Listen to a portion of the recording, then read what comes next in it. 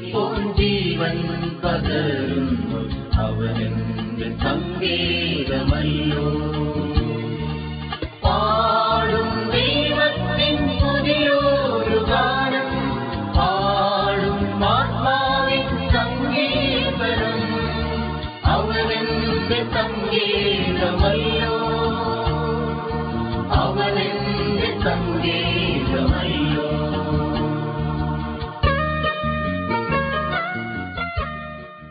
വേഗം വരുന്ന നമ്മുടെ കർത്താവായ യേശുക്രിസ്തുവിൻ്റെ ധന്യനാമത്തിൽ എല്ലാവർക്കും സ്നേഹവന്ദനം. ഒരു രാത്രി മുഴുവൻ വല വീശിയിട്ടും ഒരു മീൻ പോലും കിട്ടാതെ നിരാശനായി വല കഴുകി മടങ്ങിപ്പോകുവാൻ തയ്യാറാകുന്ന ശിമോൻ.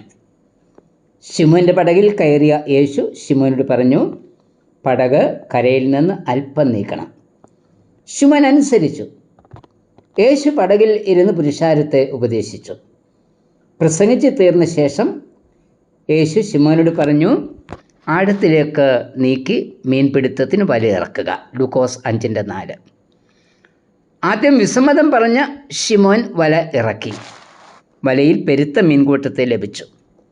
ഈ മീൻപിടുത്തം നമുക്ക് നൽകുന്ന ചില ചിന്തകൾ ഉണ്ട്.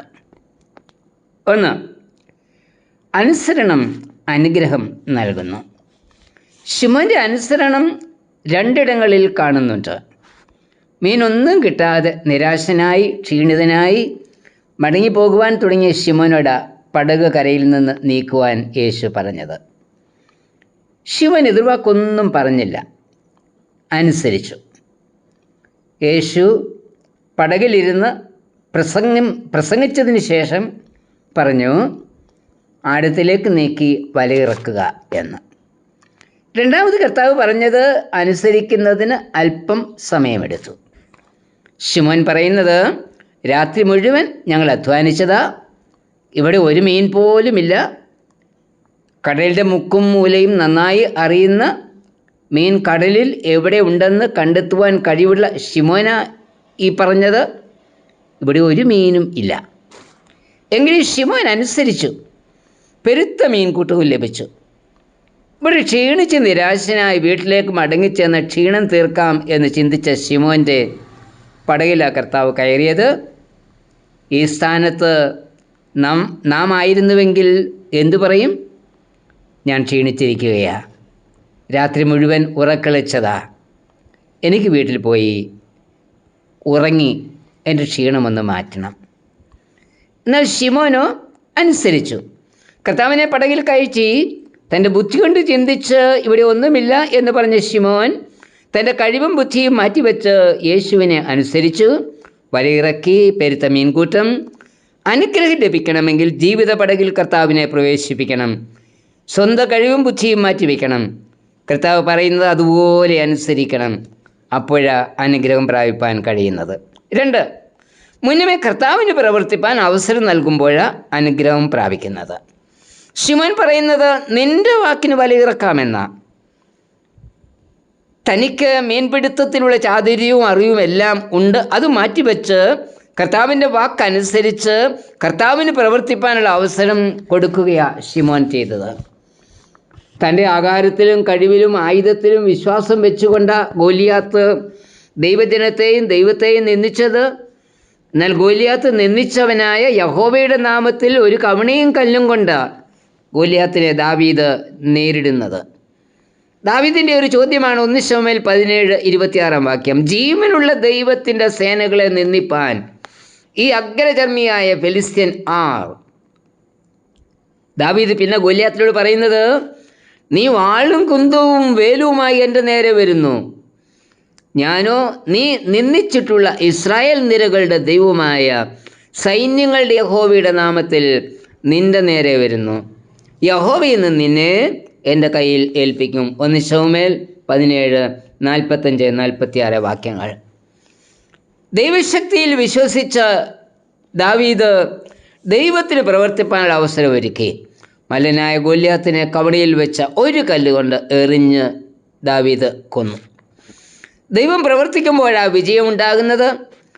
പലപ്പോഴും നാം നമ്മുടെ കഴിവിൽ ആശ്രയിച്ചല്ലേ പ്രവർത്തിക്കുന്നത്. അവരെക്കുറിച്ച് സങ്കീർത്തനം 27:8 പറയുന്നത്, ചിലർ രഥങ്ങളിലും ചിലർ കുതിരകളിലും ആശ്രയിക്കുന്നു. അവർ കുനിഞ്ഞു വീണുപോയി. അതുകൊണ്ട് അനുഗ്രഹം പ്രാപിക്കുന്നതിന് മുന്നമേ കർത്താവിന് പ്രവർത്തിപ്പാൻ അവസരം നൽകണം. 3, ദൈവത്തിൽ ആശ്രയിച്ച് ഒത്തൊരുമിച്ച് പ്രവർത്തിക്കുമ്പോൾ അനുഗ്രഹത്തിൻ്റെ പൂർണ്ണത ലഭിക്കുന്നത്.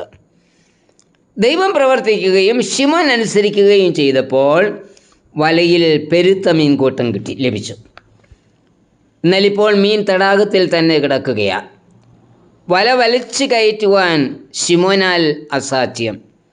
വല വലിച്ചു കയറ്റുന്നതിന് മറ്റു പടകുകളിൽ ഉള്ള കൂട്ടാളികളെ കൂടെ വിളിക്കുന്നു. അവർ ഒരുമിച്ച് അധ്വാനിച്ച് മീൻകൂട്ടത്തെ വലിച്ച് കരയ്ക്ക് കയറ്റി. പലപ്പോഴും നാം ചിന്തിക്കുന്നത് കർത്താവ് എന്നിൽ കൂടി മാത്രം പ്രവർത്തിക്കണമെന്ന, എല്ലാറ്റിൻ്റെയും മഹത്വം എനിക്ക് മാത്രം വേണമെന്ന. എന്നാൽ നാം തനിയെ അധ്വാനിച്ചാൽ പൂർണ്ണഫലം ലഭിക്കില്ല. ടീം ലീഡർ മാത്രം ചിന്തിച്ചാൽ ഒരു ഫലവും കിട്ടില്ല. ടീമിലെ അംഗങ്ങൾ ഒത്തൊരുമിച്ച് നിൽക്കണം. ക്യാപ്റ്റൻ മാത്രം അധ്വാനിച്ചാൽ ക്രിക്കറ്റിൽ വിജയം ലഭിക്കില്ല.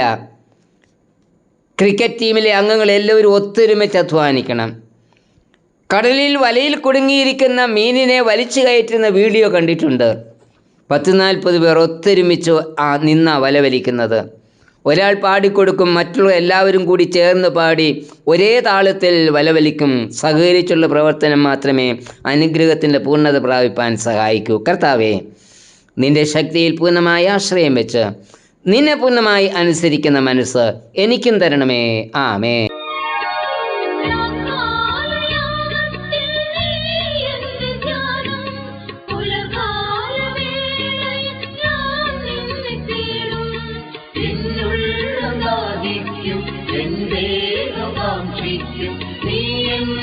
സംഗീതമല്ലോ, നീ എന്റെ സംഗീതമല്ലോ.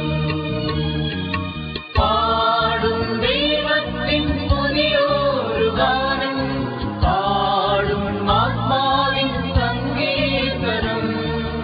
അവനെന്റെ സംഗീതമല്ലോ, അവനെന്റെ സംഗീതം.